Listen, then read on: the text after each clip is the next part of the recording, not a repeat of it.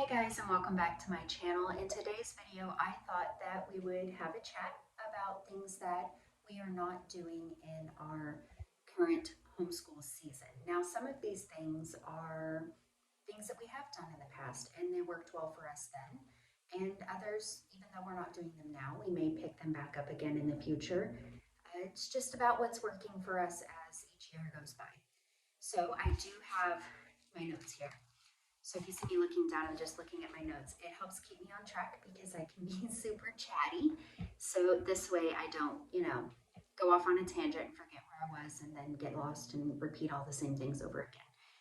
You might hear my family in the background. They are playing a game. So if you hear that, just ignore that. But if I waited until I had a peaceful moment around here, I would almost never be able to film. All right, let's jump right in with number one. The first thing that we don't do is we don't cover every single subject every day. Things like math, English, and grammar we do cover typically every day, but other things like science and math, we try to only do 2 to 3 days a week. And this way we have a little bit more flexibility in our schedule. Plus, I just don't feel like the lessons are long enough that we would need to do them every day. Now, if we moved to a curriculum, especially in the higher grades, that was a little more in depth, we would probably at that point absolutely do it every day. But currently, we just don't need to.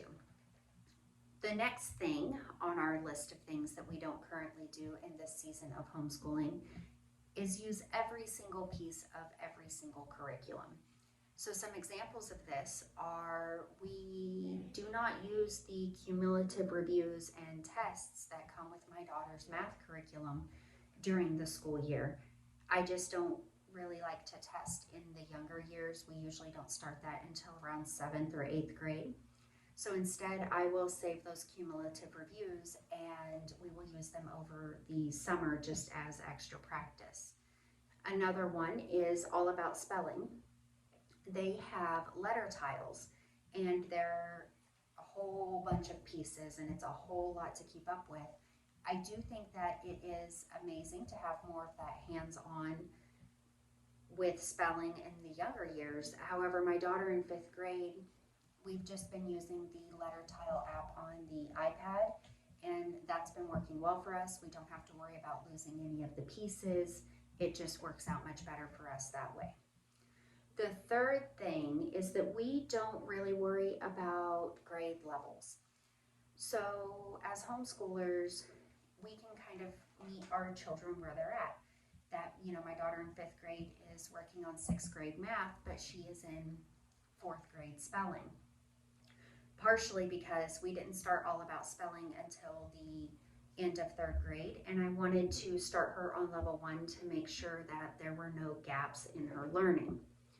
So we started at level 1 at the end of 3rd grade. We did levels 2 and 3 in 4th grade, and we are currently working on level 4, and then we will move on to 5 in 5th grade. Then she will be caught up. She'll be on level, but I'm not really concerned about it. I mean, she'll get where she needs to be in the end, and as long as progress is being made each year, that's what really matters. Now, most curriculums do have placement tests on their website, and I absolutely love that because then you are putting, instead of just picking a curriculum and going by grade level and okay, she's in 5th grade, so we're going to do 5th grade math, you are doing the placement test, and that way okay, wait a minute, she can go into 6th grade math. It makes more sense for her to go there based off of how she placed. Or, she needs to go down into 5th grade math just to cover some skills that she didn't fully grasp in the last year. Either way, at the end of the year, as long as they're making progress, that's all that really matters, not the specific grade level of each and every curriculum. The fourth thing that we don't do is we don't keep grades, especially K through 8. Now, I understand in high school you need to put together your children's transcripts, and so for that, you might need to keep grades. But in K through 8, we don't keep grades.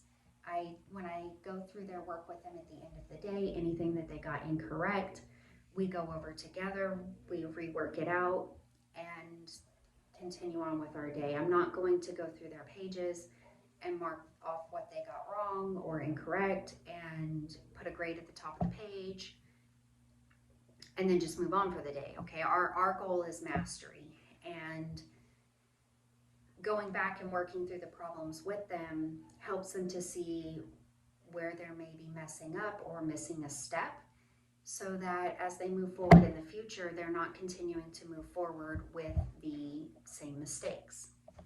The fifth thing that we do not do in our current season of homeschooling is we don't use a planner. So I made a whole video on this. You can go back and watch that about how we put together our flowcharts for the year. However, I used to use a planner, and I used to plan out every single subject for every single day. And what I would find is life would happen, right? And when life happened and we got off schedule, I felt the pressure to get back on schedule and to catch up, or I would have to go back and redo the planner. It just didn't make sense, because at the end of the year, even when life was happening, we were still finishing all of our curriculums, and it just didn't make sense for us to continue to do that. I do understand that in some states you do need to show some sort of plan, and I think if we were ever to move into a state like that, I would probably backwards plan. So I would just keep track of what we do throughout the week, and then every Friday write in the planner what we did that week. We also don't use timed charts in our homeschool. So our flow chart is basically just a checklist of subjects that she needs to complete each day. And each subject will take as little or as long as it needs to take for her to fully grasp what is being taught. The next thing we don't do in our homeschool is morning basket. Guys, I tried. I really tried. I tried to love it. I put a lot of work into it, and it just felt like busy work for us. It didn't really feel like it added anything to what we were actually learning. And I know that was on me, that was on my part on planning. It just didn't make sense for us. So instead, we have slow mornings. We usually start school between 8 and 9 a.m. And then as far as reading goes, where we all love to read, so we will do silent reading time, and that works well for us. Morning basket, I tried, it just does not work for my family. I know it works amazing for other families, so to each their own in their homeschooling journey. And the last thing that we do not do is formal art or music lessons. Now we have, in the past, my daughter did take piano lessons for a couple of months before we moved. It was a really great way for her to work with a teacher and really get the first lessons under her belt. That way she had somebody who knew what they were doing teaching her. Now we have the instruments, we have the books, and she just practices when she can. We might pick up lessons again in the future, but right now we're not. The same with art. We don't use formal curriculum for that. Things that we have done for formal curriculum is the history of art with different artists, and the history of music with different composers, things like that. And occasionally we'll pick up a pottery class or a painting class. I know she's doing co-op this year, and art is an option in co-op, so she might do that there, and that would be amazing. But in our day-to-day homeschool, it is not something that I feel like we need to cover all of the time. That is the end of my list of things we are not currently doing in this season of homeschooling.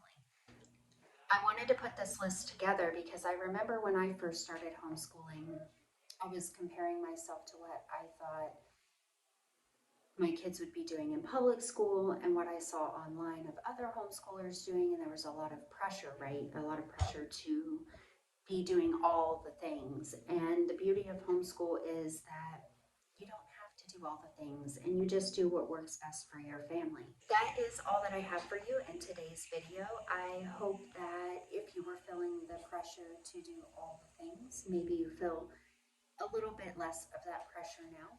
Comment down below and let me know what are some things that when you first started homeschooling you felt you needed to do that you no longer feel the need to do.